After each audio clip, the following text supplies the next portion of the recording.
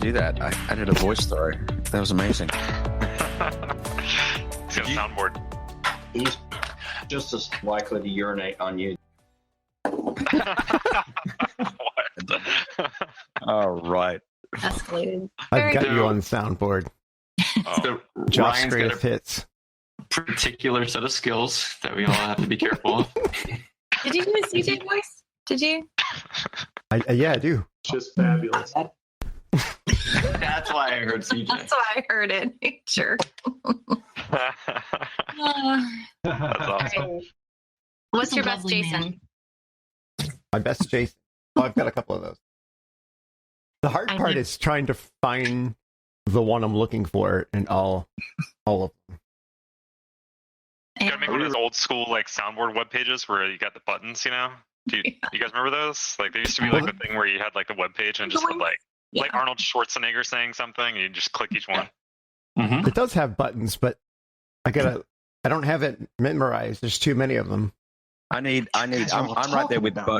With your laptops. There was Jason. I need buttons. I need a whole with deck. your laptops.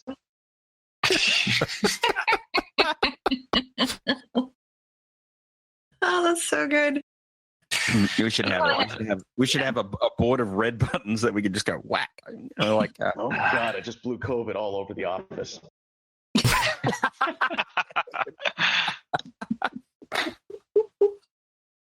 So you got to get some Ralphs in there. I don't have Ralph yet. You know, Yeah, we Ralph. got to get. Oh, Hey, out here. Oh man. That math real hard. That's Brian I'm Strand. actual size.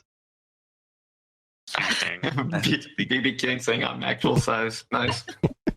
Clicking You could is get some hard.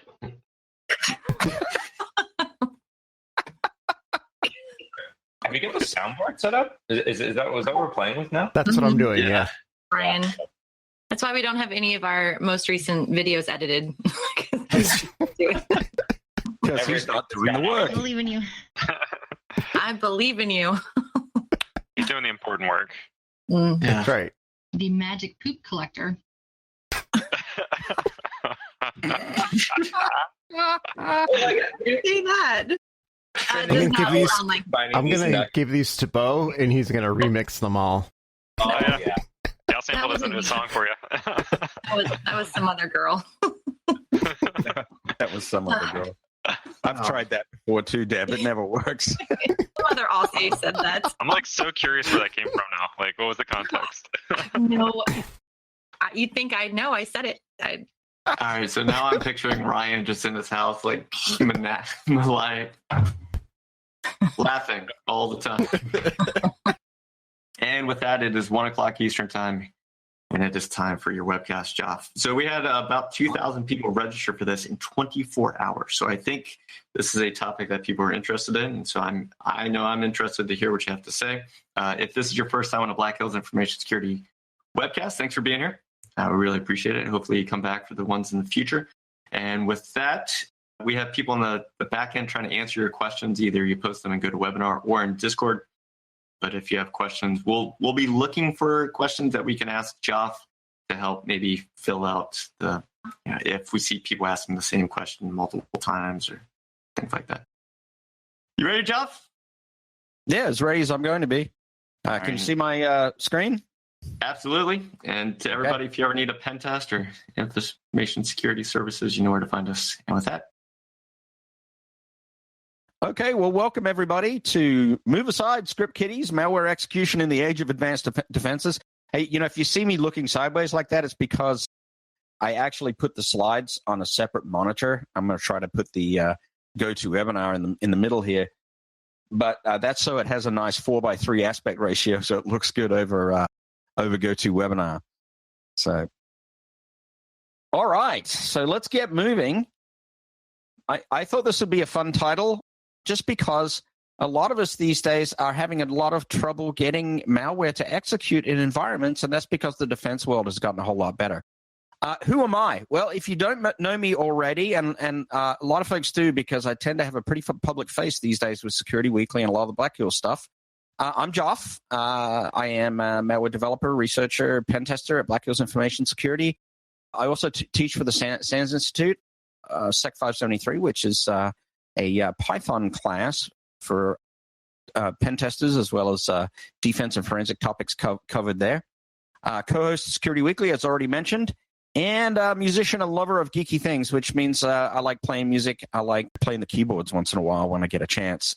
Have a lot of fun doing that. You may have even caught me playing the piano in conferences and hallways once in a while, which I do get a kick out of. So as pen testers, we all need and have the need to emulate our threat actors as much as possible, right? We need to be realistic about what we're putting out there when we're testing.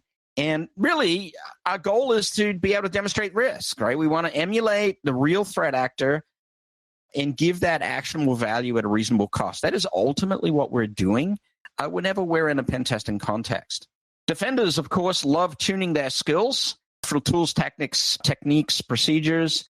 And whenever we're in a pen testing context, we have a choice. We can be either cooperative or competitive is the way I look at it. And if you look at a typical red teaming engagement scope, red teaming is by its very nature going to be more of a competitive exercise, right? It's going to be longer in duration. It's going to be probably more expensive. It may not necessarily be limited exclusively to the virtual domain. In fact, it may have a physical aspect to it. Cooperative, on the other hand, is becoming increasingly popular in the penetration testing world. We like to refer to them as either purple teaming or assumed compromise testing.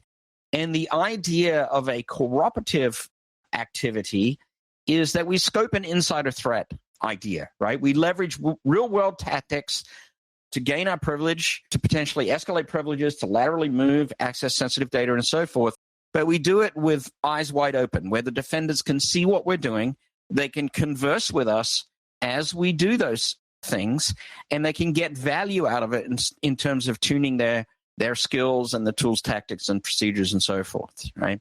And this, in fact, we find to be one of our most popular offerings at Black Hills to actually have an assumed compromise activity for a couple of reasons. One, it saves time and money.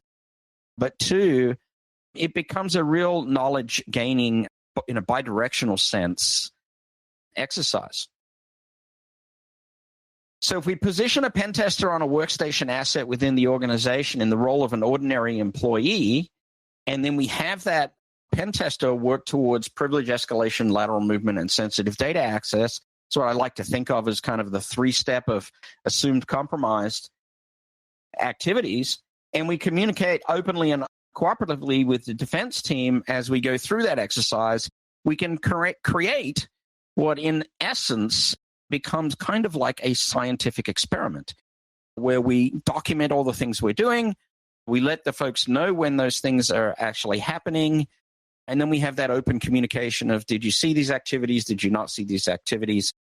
One classic example might be, look, I've got an established C2 channel. How about we perform a few password sprays in your organization, and we're going to do those, let's say 3 times a day. We'll let you know that one of those occurred at 10 a.m. Do you have instrumentation in your environment to actually pick up those activities? Did you spot my workstation trying to authenticate to 4,000 different accounts or whatever the population was at that particular time of day? If not, let's talk about the kind of events that would be generated by that activity, and let's try to work towards tuning your environment so that you can pick up a password spray attack. Because, I mentioned that one in particular because that is, in fact, a very, very common tactic of an attacker. They need credentials. Everybody needs credentials ultimately to do things, and credentials are really a weak point, and they're also a very, very big attack point in any exercise that we do. I would not be able to get through doing a presentation without mentioning the MITRE attack matrix. I am continue to be incredibly impressed at the work of the MITRE folks. We all owe them a great debt of gratitude for the taxonomy that they have put together from an adversarial point of view, and they're also doing it from a defensive player point of view as well these days. It describes in detail how threat actors and adversaries penetrate networks, escalate privileges, move laterally, evade defenses, and it's all organized into fantastic categorized tactics and techniques. And it is extremely informative. It's worthy to take a look at this from an attacker and a defender perspective. And I really, if you haven't looked at MITRE and read in depth, take some time to do so. Many things have changed over the last few years. We have certainly security defense vendors that have upped the game significantly. And it used to be, if we roll back about 5 years, we could throw a C2 executable on a desktop or an endpoint and get it to execute regardless, right? And you just cannot do that anymore. A lot of new paradigms and technologies have emerged. We have proactive threat hunting or hunt teaming. We have user behavior analytics that have emerged, Microsoft Adaptive Threat Analytics, for example. Endpoint detection and response products have emerged that are looking at more behaviors and operating system kernel calls and those sorts, and event tracing and those sorts of things, right? We have network instrumentation and detection that is massively improved and people are looking at. And more environments that we encounter these days, certainly for more sophisticated customers, have invested the time and energy to actually deploy application whitelisting in their environments. And I will admit, by the way, just at this point in the presentation, that we tend to be a little bit Windows slanted, and that's because most of the enterprise organizations that we encounter are still running Windows endpoints, largely Windows 10 endpoints these days. So speaking of Windows 10, it's better secured than ever, right? It's Windows Defender has actually improved considerably since its inception.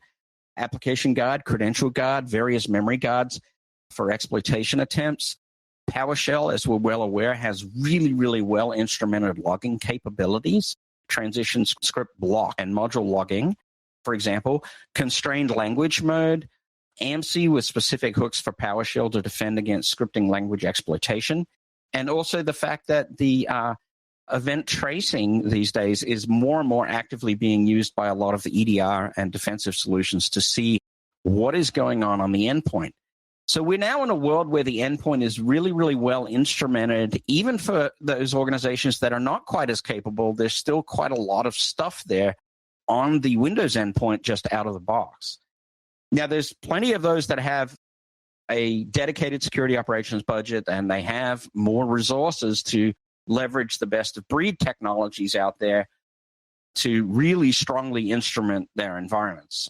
We have encountered and continue to do so very strongly manually tuned antivirus solutions, for example. Products like Carbon Black, Bit9, AppLocker, or whitelisting deployed solutions like Cylance, SentinelOne, CrowdStrike, Falcon, and so forth, right?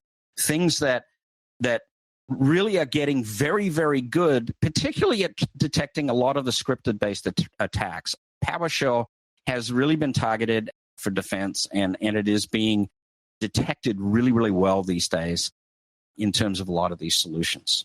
So when you think about this from a C2 implant perspective, consider this environment that I encounter frequently where, an unsigned executable file is not going to run.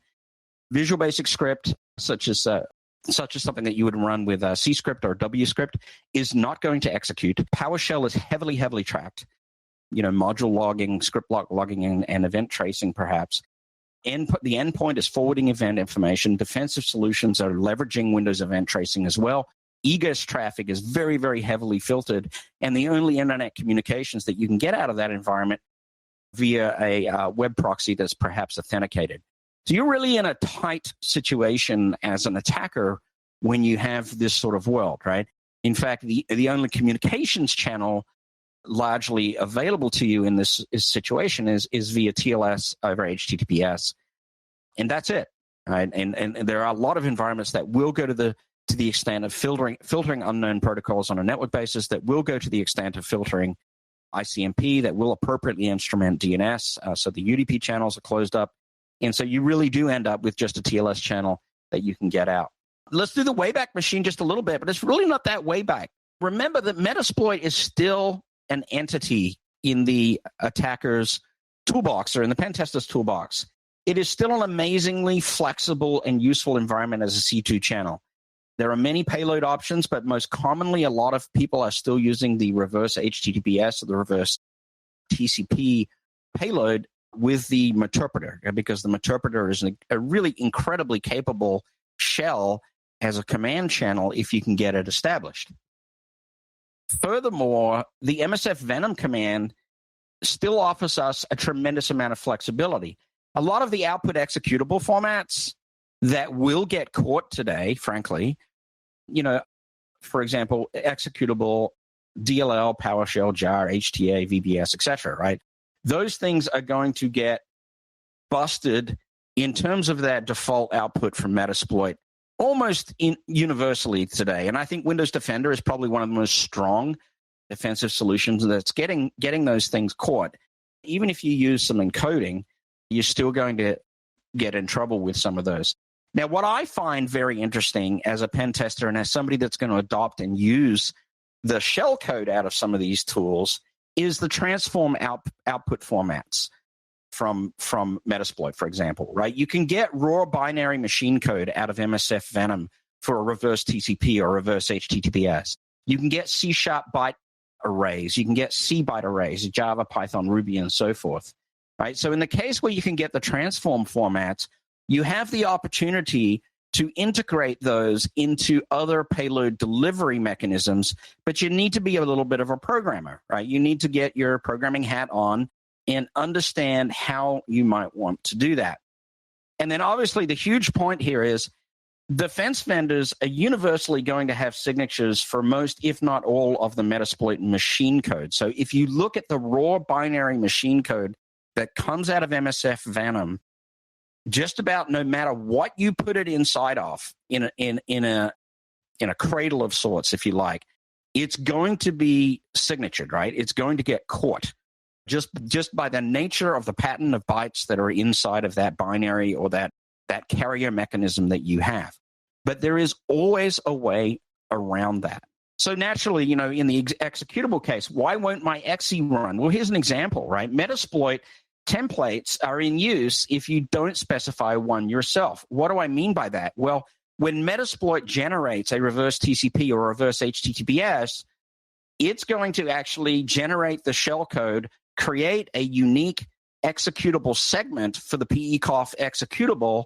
It is then going to go ahead and insert that shellcode into that new segment. It's going to change the offset in a standard template that is part of the Metasploit framework to point at your shellcode when that executable runs.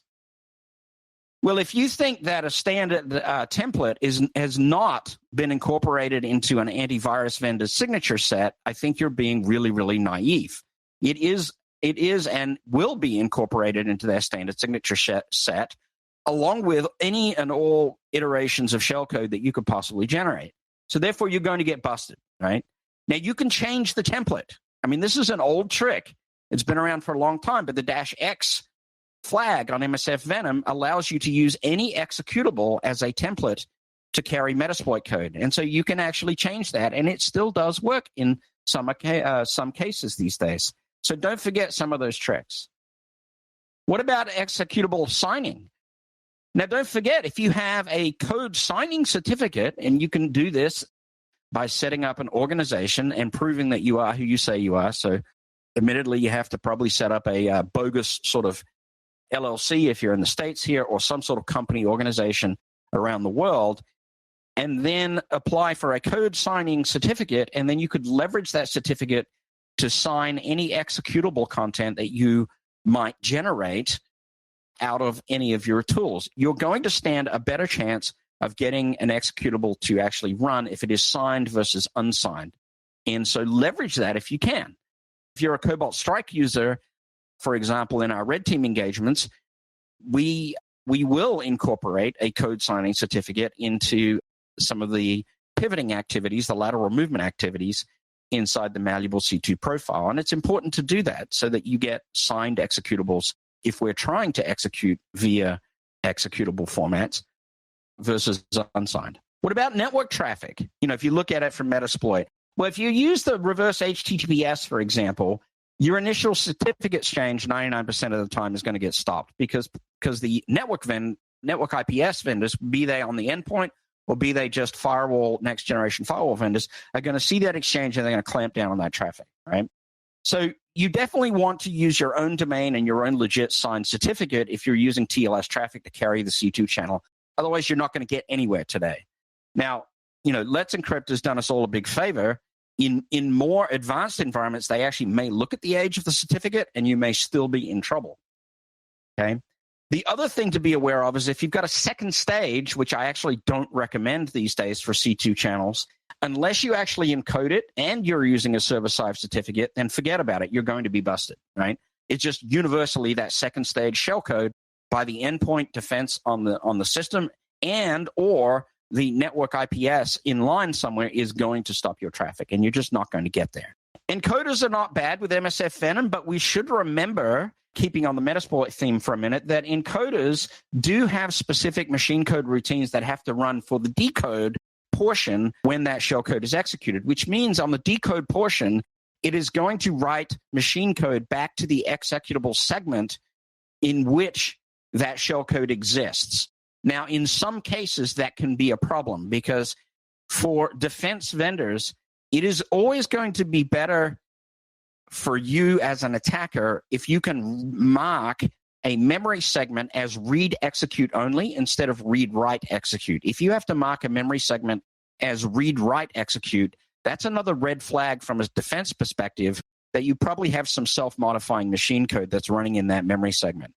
And so encoders with MSF Venom means you would have to mark a memory segment as read-write executable instead of read executable, which can become an issue, right? The other thing is there's always going to be some stub assembly code in there, some stub machine code that kicks off the decoder, and that's going to be used potentially as a way to fire a signature on the fact that that shellcode is encoded inside of that binary entity that you're trying to execute.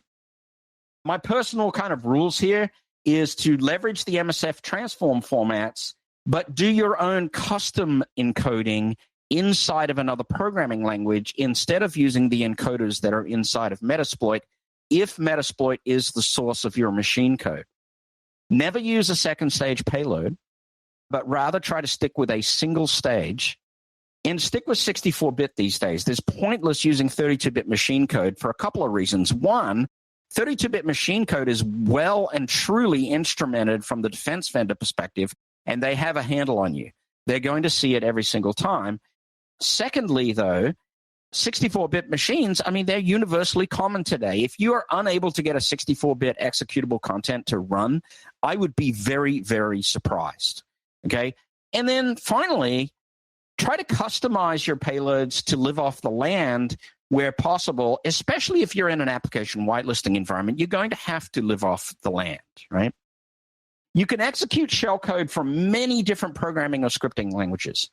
The outline or sequence for execution of shellcode or machine code that is generated from something like Cobalt Strike or MSF Venom, for example, is simply to create, well, it sounds simple. It's not actually as simple in most cases, but it is to create a memory buffer, to copy that machine code into that memory buffer, and then create some sort of thread of execution or a process itself that points to that buffer. Once you've followed those steps, you can get that shellcode running. There are many living off the land binaries, LOL BAS, if you want to Google that can directly help in the application whitelisting case. But there's also an extra benefit of living off the land binaries because they can actually help with AV and EDR evasion as well, right? Now, that doesn't mean you're going to leave zero trail at all, because living off the land binaries are universally seen as potential execution fodder as well, and they are going to be seen by the defense vendors. But there's some better choices than not. If I take install util, for example, in the world of .NET, install util is used to install regular programs, right? So what's to say that my single instance of install util that happened to put my shellcode into memory is not just installing some software in the environment? So it's not as bad as you might think, but you have to look into the context of your own test and your own attack to actually understand what's going on. In terms of shellcode obfuscation, the goal here is to ensure that any of the shellcode does not exist in the delivery cradle in its original form. That is, we don't want the AV solutions or the EDRs just to trigger immediately. And there are so many possibilities available to us to customize or obfuscate the shellcode. We can encrypt it, even with a simple exclusive OR, right? We can encode it. We can encrypt and encode it. We could encrypt, encode, and compress it, right? You can go to a number of depths and iterations of this with custom schemes, which are, never going to be documented because you're not going to publish them publicly necessarily, and you're going to make them unique each time that you build your malware. And in a perfect world, you're going to use some sort of CI/CD pipeline to actually automate this, right? Now, for symmetric encryption or decryption, you are going to need a key. There's a couple of issues there you need to solve. One is you could just put the key into the source code of the eventual deliverable, whether it's an assembly DLL or a PowerShell script or whatever, and you'd be surprised how many times that'll just work for you. You don't have to worry about it. The other thing that you can do is perhaps set up a scheme where you retrieve the encryption key somehow across the internet. DNS comes to mind. Who's to say that you couldn't have a number of different DNS domains out there that have an encryption key function that are used simply to decrypt your malware at execution time via one DNS lookup? Some of the living off the land possibilities with .NET include install-util, msbuild, csc.exe, regasm, regsurf32, mshta, which is actually more going away these days. And if you don't have .NET, you still have the good old run DLL32 and commodity malware frameworks that you can use with that. And you can create custom DLLs for run DLL32 if you want to. You don't have to just use pure DLL payload with Metasploit. You could certainly incorporate your own machine code, obfuscate it your own way, and create your own DLL just as easily as Metasploit creates it. I guess if there's one take-home message for this presentation, you can't use commodity frameworks and actually get away with it today, right? That's the big take-home here. Defense evasion continued. One of my favorite things to do is leverage a content distribution network for the actual C2 channel traffic. This is beautiful because it hides your back end. And so, more than likely, you're going to be more in a red teaming kind of context here, but you may even still use it in an assumed compromise style of test where you leverage something like AWS CloudFront or any other CDN for that matter. All you need to do is send the traffic through the CDN for the C2 channel, and as long as it looks like HTTPS traffic, it's going to get back to your origin, and you should be able to establish a C2 channel. So it's not limited to just one particular style of shellcode or one particular style of C2 channel. As long as the thing is able to talk HTTPS intelligently, it is HTTP protocol based, in other words, a CDN is going to work for you. And so you can definitely leverage that for your purposes. Don't use a staged payload. Second stage payloads with anything today, whether it's a Cobalt Strike, whether it's a Metasploit, anything else that you might imagine that actually has a second stage payload is going to get caught no matter what. The second stage is just going to get busted. Now, you can get lucky with some encoding whereby the second stage won't get caught, but honestly, I really think it's more of a heuristic mechanism these days. If you take Windows Defender, for example, that it looks for that process startup, reach out to the network, and as soon as some byte content comes back at a certain level, it's just going to get you on a heuristics basis. In fact, I've seen pop-ups from things like Symantec and Windows Defender and other products like that, where they say, you know what, this thing receives some traffic. You sure you want to let this thing run, right? Or do you want to actually send this thing over to our cloud for it to be double checked, right? So second stage is challenging. You're always going to be better off these days having a single stage payload that uses TLS over HTTPS and does not have a second stage coming back. It just establishes the channel and starts communicating, and you will be able to communicate that way. Here's an example of just a very, very small C# piece of source code. This thing does a shellcode execution of a very simple shellcode that you could provide out of Cobalt Strike or Metasploit or whatever the tool is of choice. I know I keep saying that. It's just going to take a machine code. You have to be careful with a couple of things here, all right? First of all, to describe it, This piece of C# code, all it's doing is creating a function delegation pointer. Then it's creating a small heap. It is copying the shell code onto the heap. And then it is doing a get delegate for function pointer method call, which actually essentially creates a pointer in memory to that shell code, which you can then call as if it were a regular C# function.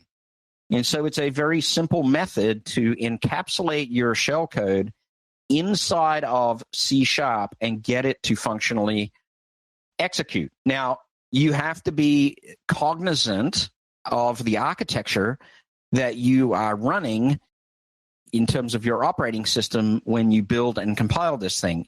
If you have 64-bit shellcode, then you need to build this binary as a 64-bit binary, because it's going to call that function and assume that it is 64-bit assembly code. Otherwise, it's not going to work, right? The 64-bit processor is going to expect 64-bit machine code, and if it sees 32-bit machine code, things are not going to go so well for you, and vice versa, right? The other thing that's going to happen if you try to use this to execute shellcode is that, let's say you take MSF Venom and you create a calculator shellcode or something like that, because everybody needs a pop-up calculator from time to time. I always joke. I joke with my wife and my colleagues, right? Like some of the Windows virtual machines that I have, as soon as I start them up, they start popping calculators, and I know it's just time to retire those at that point, because I've infested them with so many different things that they've just got the calculator disease, right? They just keep popping calculators, which is my way of, because the calculator shellcode, just using Windows/exec in Meterpreter or Windows/x64/exec, is a really quick way of getting a small piece of shellcode for testing. So if you were to put an unencoded byte array of shellcode into the source code of this C# project, let's say you're in Visual Studio, and you compile it, what's going to happen is Windows Defender, because that's the default thing that's on just about everybody's box, right, is going to flag it before that executable even is compiled, right, before it even gets written to disk. And you're going to be like, oh, man, that sucks, right? So you're going to have to do something to that shellcode inside the source code. Now, what could you do? What I said before. You could consider compressing it. You could consider encoding it. You could consider encrypting it. The beautiful thing about most modern programming languages is compression, encryption, encoding. It's built into most modern programming languages today, including .NET especially. And so, as you can see on the screen, from base 64 string, it's pretty trivial to execute that method to decode a base 64 encoded shellcode. It's not rocket science. And if you need to write a simple routine that perhaps does an exclusive OR, again, it's relatively simple to exclusive OR a sequence of bytes. This stuff is not rocket science. And then you have a sample of compiled code that is going to be able to execute in the environment without firing any defenses. Okay? Now, you don't have to compile this thing down to a .NET assembly that has a .exe extension. You can always compile this thing down to a .NET assembly that is a DLL. In fact, that's ultimately what all .NET is anyway.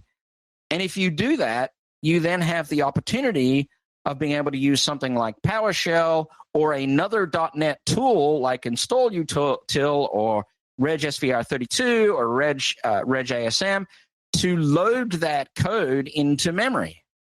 And so a lot of opportunities open up to you with some fairly simplistic obfuscation techniques. For example, did you know, and I know a lot of you probably do know this, hey, look, there's CJ. You're at the halfway mark, man. I got to ask you some questions. Oh, okay. We will pause for some questions. Go ahead, CJ. So back to the EXE run, one of our questioners wants to know, he goes, what does he have to change in the EXE that already have signatures in sim tools? What do you have to change? Can you have more details around that? Yeah, so I think that's what I was talking about, the template in Metasploit, the executable that's used.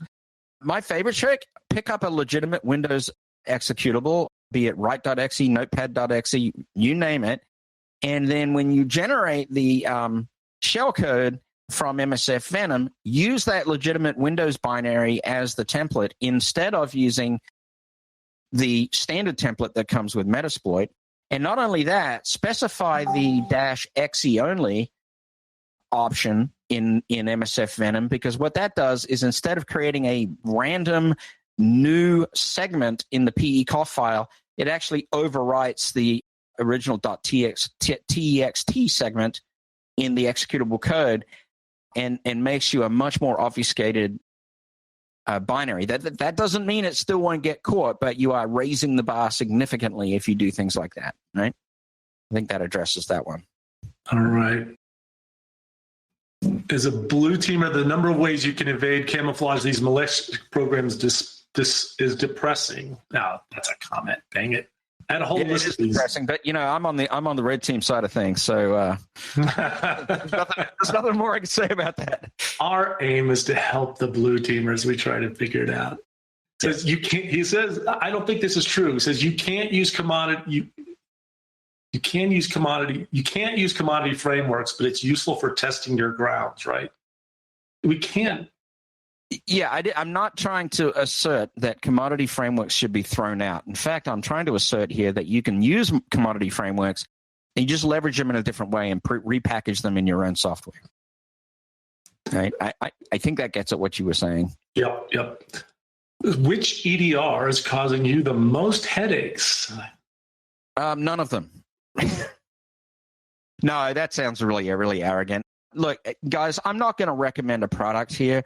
I can tell you that in the end, really, really good work on the blue team side is ultimately done manually. There's always going to be a technique that's going to be able to evade some EDRs. Now, some EDRs are better at some things than they are at other things. They've all got their focus execution, area. I'll give you an example. The Silence folks, and I've talked to the Silence folks before, they're pretty good with the detection of some of the process injection methods that we can use. Okay, that's great. You can detect process injection. That's really, really good. But as an attacker, I can avoid using process injection if I want to. Now, that limits my options, right? But, it's a matter of sort of knowing the landscape. If you take a Carbon Black Bit 9, they have become really, really, really good at tracing process relationships, and they're really good at process relationship stuff, right? So as an attacker, I can go back against that and say, well, I need to change the process relationship. I need to use a technique perhaps to reparent a process if I create one so that I break that view, or I need to suppress event tracing so that it doesn't see that activity. So there's, for every EDR, for every defensive solution, there are different techniques and ways that we can move around it. Nothing's perfect, but it sort of comes back to the defense in depth comment as well, right? I might break that aspect. I might have used something like what's on the slide right now, PowerShell, to actually load the object, and your PowerShell script block logging may have seen this object load, and therefore you've got a clue to go chase after. So it's going to vary, but I'm not in the business of recommending products. We've all worked in environments with different products, and we've all seen how they have advantages and disadvantages, and each one of them is different. Another one I could imagine is CrowdStrike Falcon. I know guys over at CrowdStrike. I literally know guys at them. Mike that used to work for us. Those guys do great work, right? But so do all of the other guys that I've mentioned here. So I'm not going to put one over the other. So the fact is, Joff, so we have the Honey Badger Award we give out to those companies that just stuff us into our shoes, right? We hate it. We freaking hate it, but good on those companies. But I've seen everything from CrowdStrike to Cylance to Windows Defender in those environments. And then I've seen those same tools where we go through them like Swiss cheese. So there's some key implementation usually, but I think what you said about the layers to defense and the active monitoring that is so crucial. So there's the whole silver bullet. Well, Joff, if I buy CrowdStrike, we'll be in the money, right? Yeah, that's actually a really good point, CJ.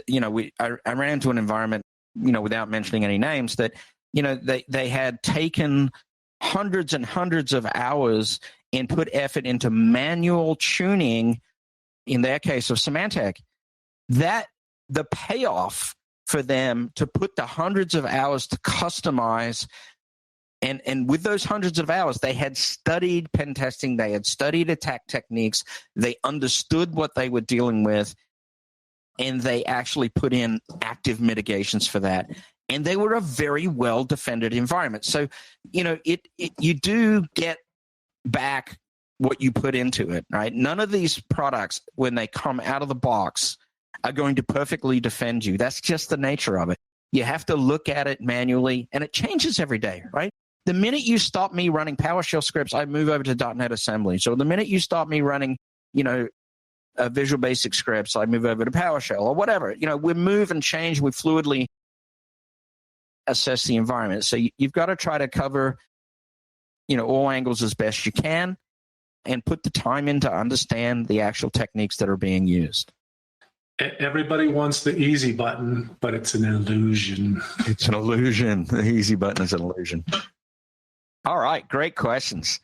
So what I was just saying, did you know, for the attackers out there and the defenders, you can load a .NET assembly directly in PowerShell, right? Now, for some people, sometimes I hesitate to put these kinds of slides in because I think to myself, hey, Joff, everybody knows this stuff, right? They all are in your head, man. They know this stuff. But people don't always know this stuff, right? I can write a very simple web cradle by creating system.net.webClient object. I can download a DLL over a TLS web channel if I want to, and I can use system.reflection.assembly with the load method to put that DLL assembly directly in memory. Now, you will have read about this as if it were fileless malware. It's not really fileless, but it is putting a sequence of bytes into the memory space of that PowerShell, and then it is creating a .NET object inside that memory space. Now, who's to say that .NET object doesn't inject shellcode into memory and actually give me a command channel? And even furthermore, who's to say that .NET object that I created here does not, in fact, run shellcode that then subsequently injects itself into another process, right? So, the actual cradle part of it, the initial part of it, is not tremendously difficult to implement. Now, you can imagine scenarios, of course, where this kind of cradle code is directly executed from something like Microsoft Word or directly executed from something like a click once installation or an MSI install or that kind of stuff, right? Here's the other thing that people forget. .NET is actually MSIL, or interpreted language for the CLR. It's reversible. There are decompilers out there that include JetBrains.peak, for example, and Telerik just decompile, and there's probably a bunch more that I don't know about. So on the attacker side and the defender side, this is useful information. If I'm creating a DLL out of .NET that delivers shellcode and I don't perform some sort of obfuscation of it, then in post-analysis, not necessarily in real time, somebody will eventually come along and reverse it and look at it and go, oh, I see what that thing is doing, and, get you caught, so to speak. Now, it may not be in real time, like I said, but, from the attacker perspective, we can always use some sort of source code protector code to it's really not avoid reversing, but we're just kind of evading the issue.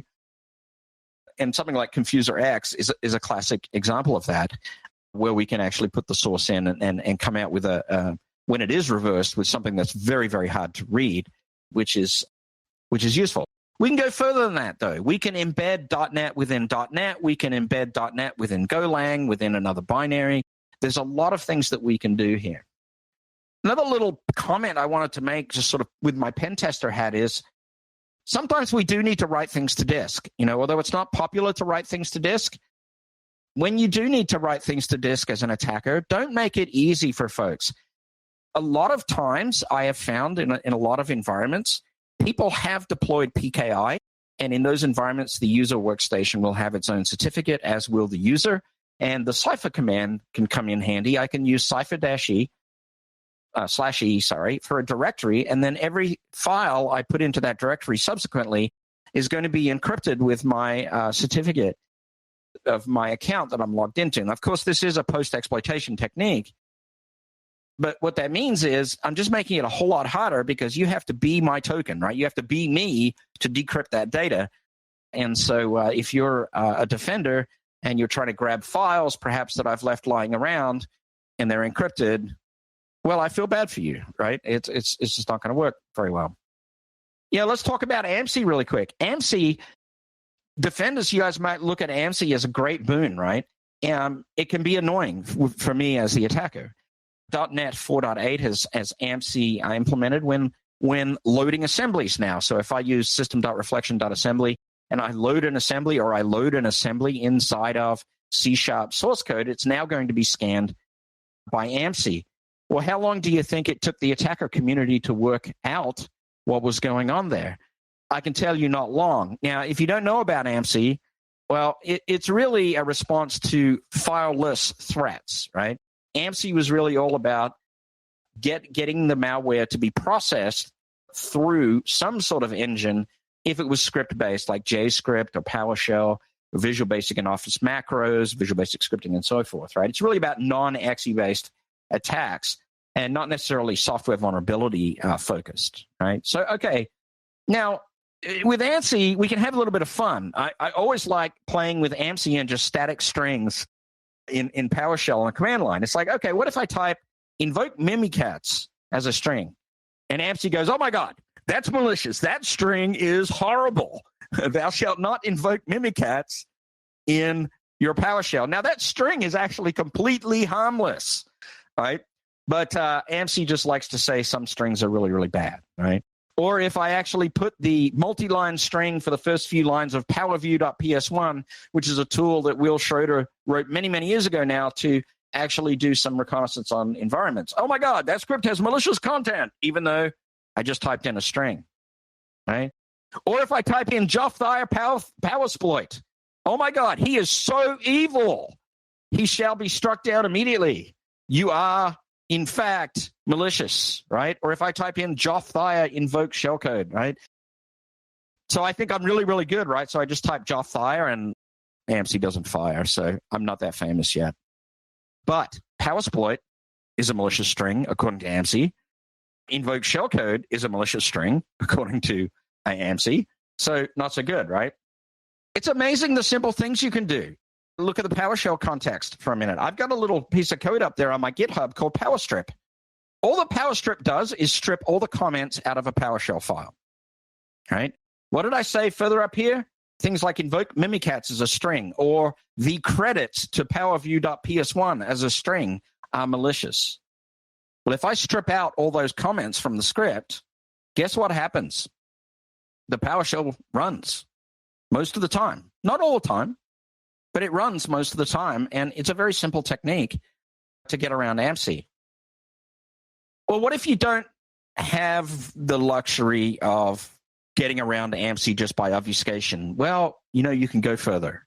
Because like all good attackers, everybody quickly worked out that we could actually load up the AMSI DLL and then actually find the address of the AMSI scan buffer function and change the EDI or the RDI register, that's either 64-bit or 32-bit, at the offset of 0x1b of the machine code. If you write 3 bytes over that to something that actually puts a 0 into the EDI or RDI register, AMSI is now blind. Now, the reason that happens is because the AMSI scan buffer function uses the EDI or the RDI register in the processor to determine the length of the string that it has to scan. So as soon as we turn that into a 0, it thinks that the length of the string to be scanned is 0 bytes long. And so it scans 0 bytes and says everything is good, which is wonderful, and there's a link for that. For fun, giggles, and grins, I wrote a cute little .NET project I call WTF AMSI. And WTF AMSI is able to actually take a string argument or a file-based argument, and it will try to match it against the AMSI scan engine using the direct AMSI method calls. I used somebody else's .NET AMSI implementation to do this because I was too lazy to write my own. I'll be dead honest. Okay. And then in this slide, I feed it to the ECAR string, which is the universal antivirus testing string, as agreed to by the vendors. And, by default, AMSI says, WTF, AMSI, you flagged my ECAR string as malware. Then notice I put a thing called do magic on the end as an extra argument. And my little argument there called do magic, you know what that does? It invokes the AMSI bypass, which patches that EDI register so that there's a 0 in the scan buffer, and AMSI is no longer working. Okay? So we can tell AMSI to stop working, which is a useful technique. Event tracing bypass is a similar thing. A lot of the EDR solutions these days are taking advantage of Windows event tracing to understand what's happening to the .NET assembly that's actually running. Everything is .NET these days. So much .NET going on, right? So the event tracing ends up using another function call in ntdll.dll called etw event write. And that normal function always completes with a return 0x14, which is the stack return call from the function after it's completed doing its event write. All we need to do to bypass this one is change the virtual memory protection at that particular function call in memory once the ntdll.dll is loaded, and then write in a return 14 at the beginning of the function call so that the event write just returns immediately instead of writing the event. So what have we done now? We've actually blinded the defenders because they're not going to see any events from Windows Event Tracing. And so that one's also well documented. And of course, in your malware, you can actually double down and disable AMSI as well as blinding the Windows Event Tracing stuff at the same time. So bypassing AMSI and ETW, for example, are reasonably simple to implement in C#. And I suggest you author your initial implants to do this, at least optionally, for your red teaming exercises. And you can certainly incorporate those into post-exploitation activities as well. And it's all readily documented online. This is not stuff that I actually, created some sort of secret source code myself. Okay, I slightly lie. I had to create some obfuscation to evade Windows Defender from firing on the actual technique execution. But we will talk about that in my class. Total great segue to advertise the class on how to actually get around some of those things, right? I'm running out of time, so I'm not going to talk about lateral movement. I'm going to go straight to the conclusion slide. If you have, as so many of us have, a context of deployed EDR, deployed whitelisting, advanced endpoint defenses, then there's kind of a set of rules that you have to keep in mind as an attacker. You need to keep the actual endpoint software execution to a minimum, first of all. Establish your C2 channels with no second stage payload, right? Never use a second stage. Use real domains with real certificates when transporting over HTTPS.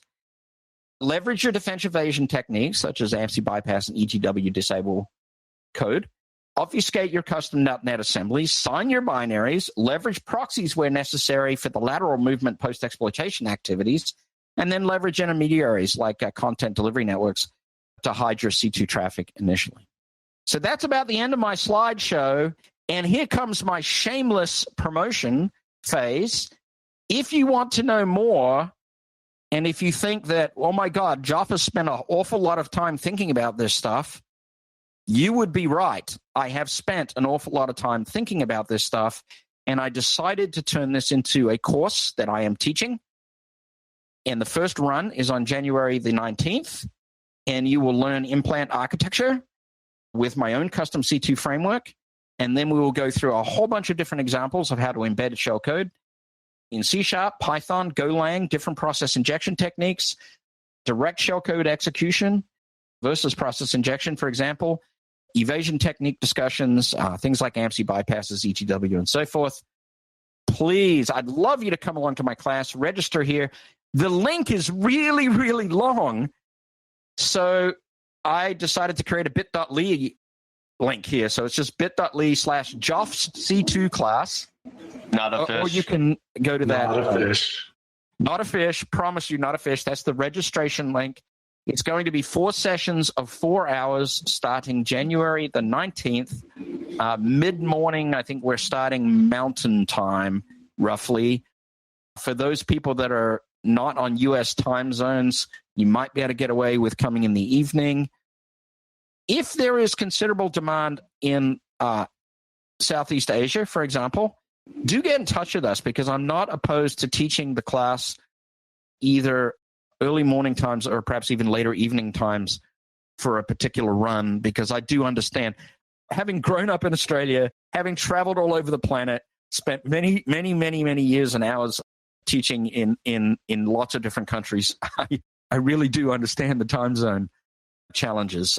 So I'm in Eastern US time zone, but I'm willing to be a little flexible if you have an interest in a class that is not quite on the same time zone as these. So that's the end of the presentation. If you have any questions and comments, actually, I'll just go ahead and put it back on there, just so you can see the registration link. And CJ, go ahead and feed me some questions, sir. Yeah, I had one person ask, for someone getting started, what's the best language to learn early? And I just heard you mention the two that I gave to them, Python and Golang. The key is, if you're not really programmer mindset, like you're more of a scripting person, you've played around with, let's say, a little bit of Bourne Shell, Bash, or maybe a little bit of Perl, God forbid. But if you're on that mindset, then I would highly recommend Python, right? Python is absolutely the way to go. And in fact, for anybody in the information security industry, Python is an extraordinarily intuitive language to start to learn with. Now, as you get your sea legs and you move forward, then, Golang these days would be an excellent step, because Golang is multi-platform and is essentially the C language reinvented for the modern era for concurrent multiprocessing. But don't overlook .NET. .NET is still incredibly important. And this is why in my class I'm covering Python, Golang, and C#, because it really gives us a view of all those different angles in the context of malware and C2 channel execution. Yeah, and then Phil went all step up. He asked about C# or C++ for writing C2 implants. I think you just gave the nod to C#. Yeah, I would kind of avoid C and C++ for the most part now. Although what you will find is, as you look at the Windows kernel in particular, you are going to have to look pretty closely at MSDN and some of the old MFC, the foundational classes that, and by class, I don't mean teaching class, I mean the actual foundational code classes that underpin the entire Windows operating system. Those things have not gone away. And to be one with Windows and to leverage a lot of stuff out of kernel32.dll, ntdll.dll, you have to get familiar with those MFC descriptions and be able to leverage those in those other languages, frankly. Right? Mm-hmm. What is your preferred method of process injection, if you can be so broad?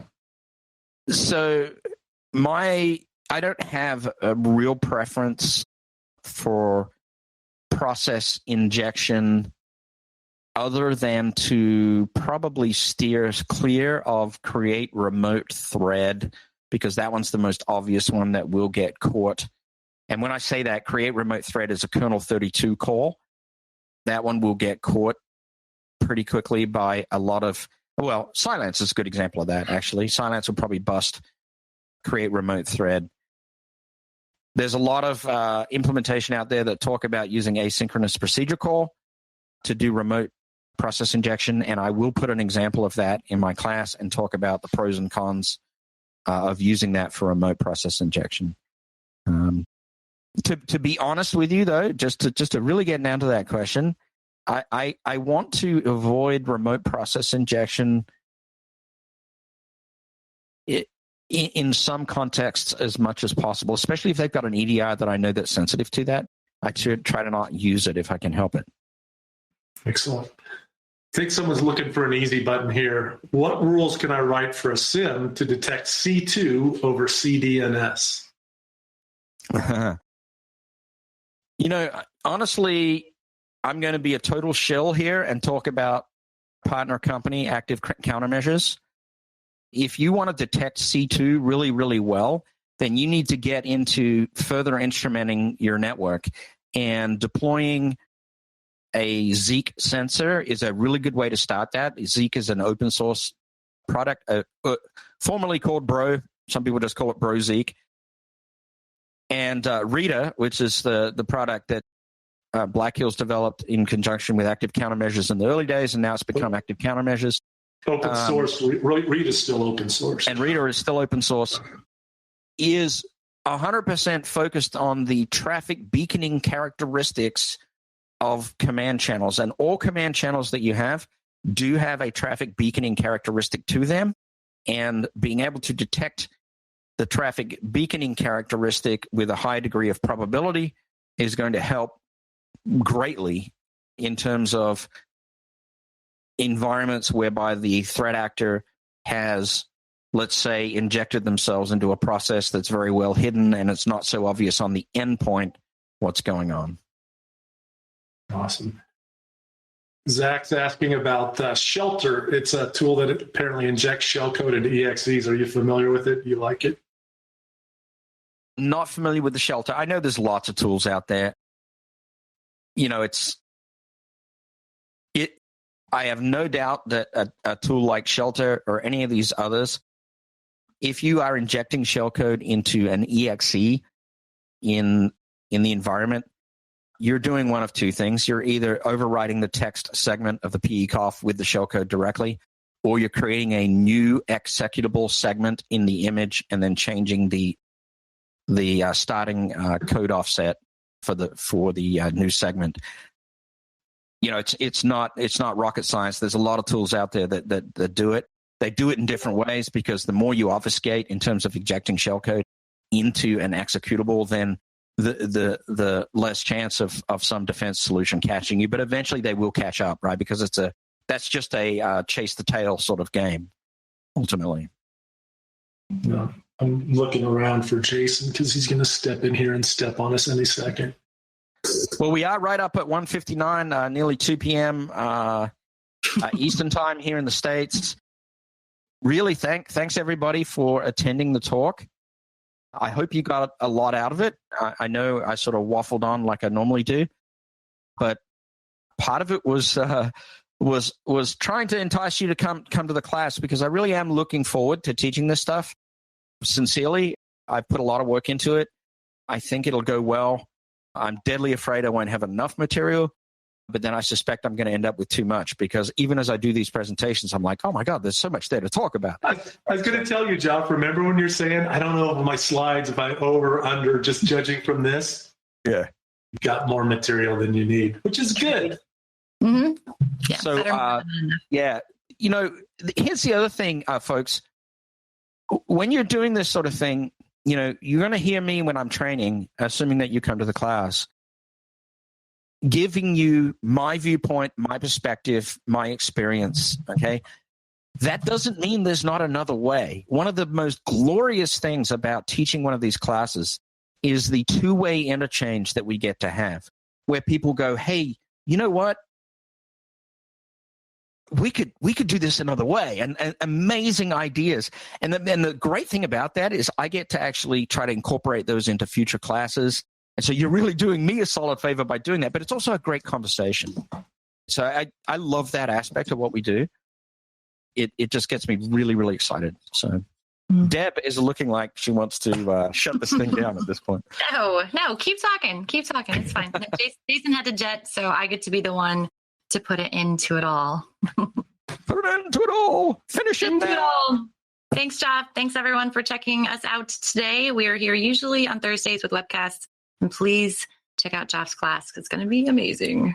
Thanks, everybody. And I think there was a couple of questions about possibly a second run of the class. We'll keep you informed as that goes.